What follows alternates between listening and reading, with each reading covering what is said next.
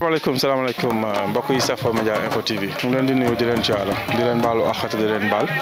di amaat mbégte ak contentement si ànd gi ngeen di ànd ak ñun mbokk yi xarit yi tey ñu ngi fii nga xamante ne ni moom mooy écurie Yoff lieu bi nga xamante ne ni fi la ñuy entraînement wi mu nekk école 4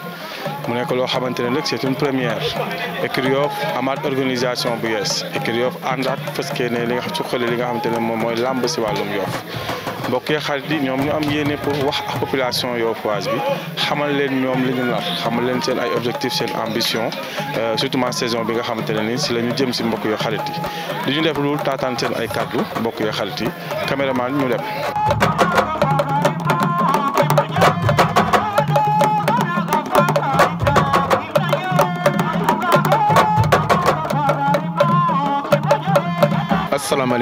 asalaamaaleykum waa Yoff ñu ngi leen di nuyu di leen ziar vraiment di am kontaan tey jàkkaarloog télévision bi nga xam ne mooy Yoff Média TV et fas yéene waxtaan ak yéen rek si quelques points yoo xam ne vraiment dafay jëm ci li nga xam ne mooy écurie Yoff tout d'abord dama leen di présenter ñi nga xam ne tey ñoom ñoo nekk si place bi soxna Anna Diop moo nekk ni sama ndeyjoor vraiment mooy adjointe secrétaire général u écurie Yoff président Doudou Beye vice-président moo nekk noonu Doudou Beye Sarr mu nekk aussi vice-président wu président Baytir Ndoye présenté leen le coach Baye Ngagne Diène présenté leen aussi Sourou Niang le trésorier général de l'écurie Yoff mais présenté leen aussi ki nga xamante ne mooy Baytir Ndoye président écurie Yoff vraiment bu ngeen gisee appel bi nag c'est juste dafa jëm si li nga xam ne rek mooy organiser waat écurie Yoff si forme yëpp mu nekk un rendez-vous boo xam ne nag dañu ànd ak la télévision vraiment pour que ñu joxe un appel si képp koo xam ne rek yaa ngi ñuy seetaan nga xam ne on a un rendez-vous ak yow boo xam ne balaa yàgg dara dinañu déplacer wu avec la télévision ñëw seet si la uniquement pour waxtaanee teyu écurie bi mais ëllëgu écurie bi aussi dans tous les sens kon rendez-vous boobu la ñu leen di jox si kàttanu yàlla di ñaan yàlla ñëpp xaar ñu nag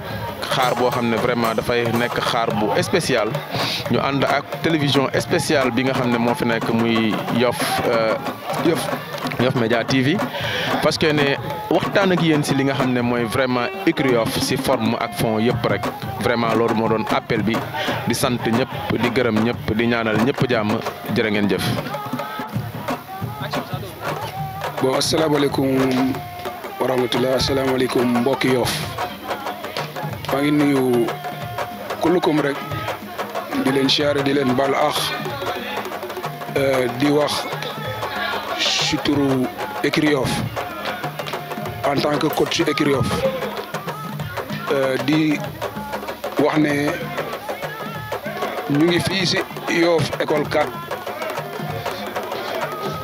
di fi entraîner beneen bi moo di Yoff ñun ñëpp gis nañ ni nga xamante ne noonu la demee woon amuñu woon lieu d'entraînement moo taxoon suñuy combat ni mu doon nga xamante ne noonu la doon déroulé après da ngay dégg suñu ñi ñu lay wax ne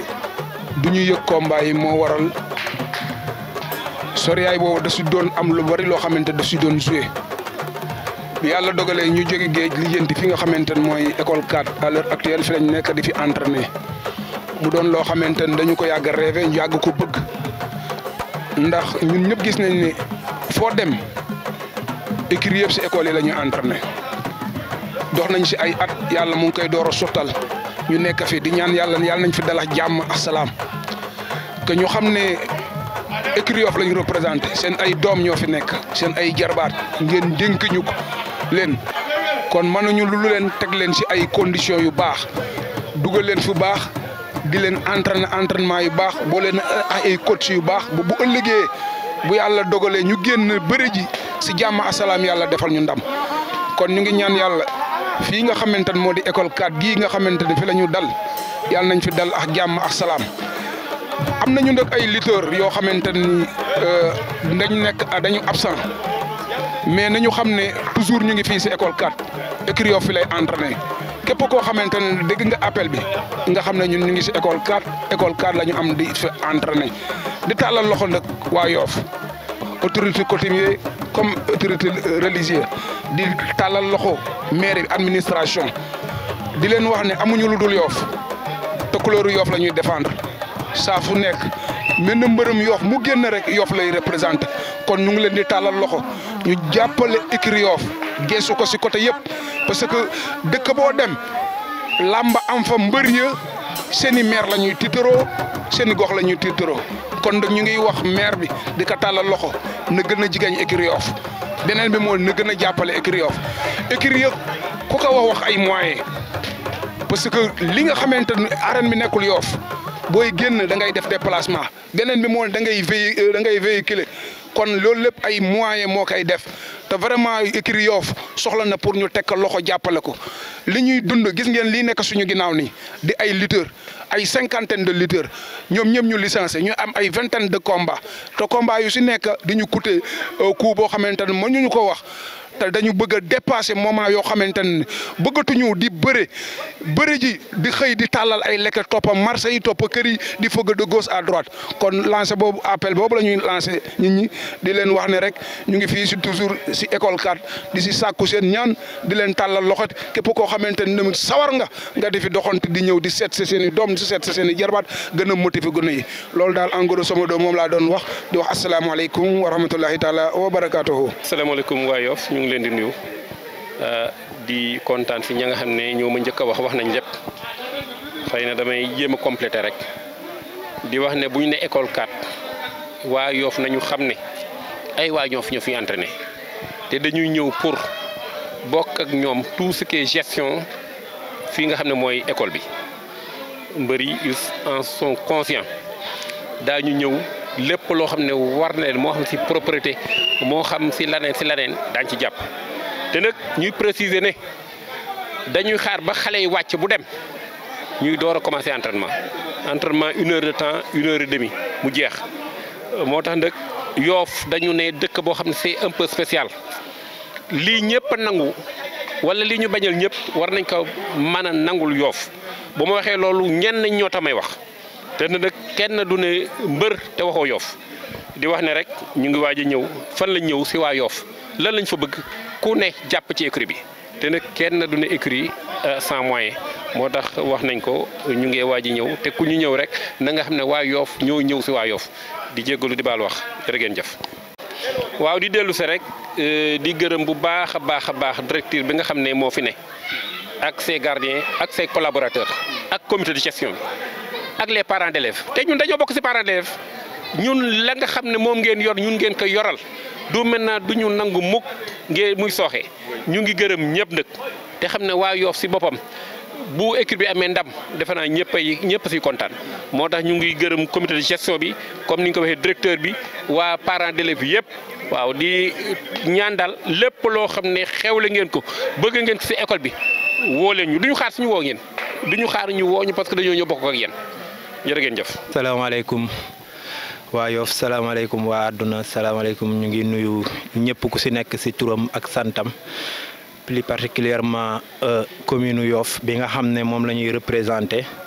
di si jiital le maire monsieur Seydina Issa Laye Samb ak toute l'autorité yoffoise yi nga xam ne ñoo ngi fi ak suñu staff écrit di ko teg si loxo le président Père Baytir ak coach yi mu àndal ak staff écrit Yoff bi yëpp di nuyu supporteru mbër yëpp que muy supporter mbër bu mag beex mbër bu ndaw bi di leen ñaanal jàmm di ko ñaanal suñu bopp di lancer appel pour une nouvelle écurie de Yoff pour une nouvelle lancée di leen woo si li nga xam ne ñun moom la ñu am te moom la ñu nekk depuis boobu ba tey mu metti bàyyiwuñu mu neex ñu nekk ci ndax loolu la ñu yàlla nattoo ñu nangu ko di lancer appel plus particulièrement si supporters yi ndax ñun ay mbër lañu te bu ñu génnee Yoff la ñuy représenté bu ñu amee ndam Yoff moo am ndam bu ñu ñàkkee ndam Yoff moo ñàkk ndam di leen wax ne que lépp benn la masa doon waaye lépp gën naa doon benn ndax mooy li nga xam ne moom la ñu mag ñi bàyyee doom toppa baay rakk toppa mag moo fi dox keneen ku fi nekkoon jóg fi sa wàll day woy keneen ñëw comme li ñu coach bi yàgg a wax rek yéen a ngi ànd mais ki si doon champion bi mënuñoo wax ne kii la donc ñëpp la ñuy yemale di lancer appel si autorité yoofoise yi plus particulièrement le maire ak ñi nga xamante ne nekk nañ si dëkk bi suñu borom dimbali leen ñu yàgg ñoo taxawu ku si mel ni Ablaye Diouf Sarr Abdou Naar ainsi de suite bu ñu limee dañuy juum Assane Mbeng di wax itam ñi nga xamante ne ñooy topp mbër yi ñu ngi dugg si benn saison bu nga xamante ne dafa am lu ñu si soxla li ñu si soxla nag du dara lu ñu si mën a génne lu dul jàppale bi jiitu nag mooy ñu nangoo booloo doon benn xam ne yoofi ñëpp la supporter bi supporter Guine mooy supporter Demba Thiaw mooy supporter doomu Yoff mooy supporter mbëru Yoff bi yëpp ñu xam ne xiiroo bi ak ŋaayoo bi la ñu bëggatul si lenn kenn benn mbër di gis boppam si dara ñu ngi lancé appel si suñu magi dëkk bi ñu xam ne ñun ñoom la ñu am lu ñuy paas fii di dem ba ay Guinée Mali Casamance di fa uti ñaan wallaay bu ñu leen dëkkee suñuy loxo ñu ñaanal ñu mu dal ñu di lancé beneen appel bi nga xam ne si coutume Yoff bi la ndax mënuñoo tudd dëkk bi muy village traditionnel boo xam ne dañ siy seppi coutume bi di lancer appel suñu dëkkandoo yi nga xam ne ñoo fi ne muy nga xam ne fii nga juddoo muy nga xam ne wàlliyaan nga da nga fi ñëw ndax Yoff ku fi dëkk rek xam ne dëkku teraanga la teraanga bi fi am dëkk moo waral tey manoo xàmmee kii fi la juddoo kii fi la ñëw wax kii fi la dëkk képp ku nga xamante ne yàlla dimbali na la nga am xam-xam si làmb muy sa conseil muy sa financière muy lépp matériel ak lépp loo man écurie Yoff mu ngi lay tàllal loxoom di la ñaan pour nga ñëw jàppale ko ci saison bii muy dëgmal di leen wax ne am nañu ay combat yu am importance ci suñu carrière dañu démarrer saison bi ak une mauvaise passe suñu borom dimbali nañu ñu am benn victoire en ce moment ak ñaari défaite bëgg nañu mu yam fii ci kaw ngeen taxawuñu parce que combat yu ñu jëgmal muy combat yu am solo yoo xam ne su ma ko limee damay juum mais mën naa ci citer ay combat ku ci mel ni Seck Ndaanaan le 17 Ama bu Yoff Ama Neex bu Yoff le 31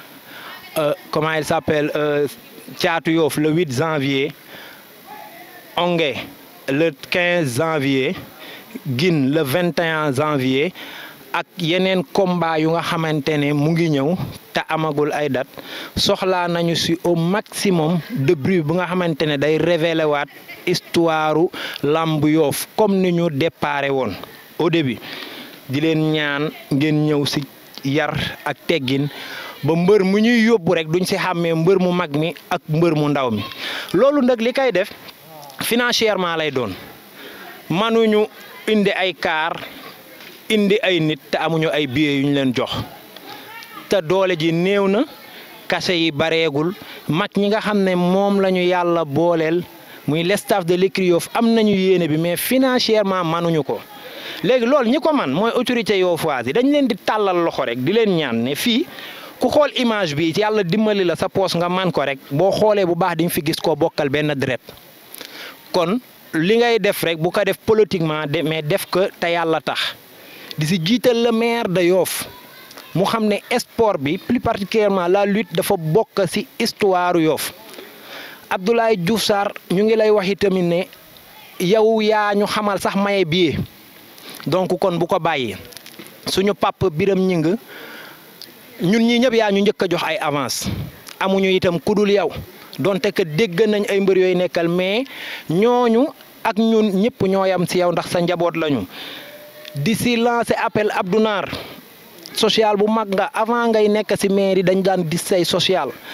ak ñeneen ak ñeneen ak ñeneen ak ñeneen ñoo xam ne ñu ngi ci réew mi ñu xam ne mbër bu yëkki tànkam dem ci kër nit rek demu fa ngir ñaan ka dépense mbaalu mu ndékkee déedéet dafa am combat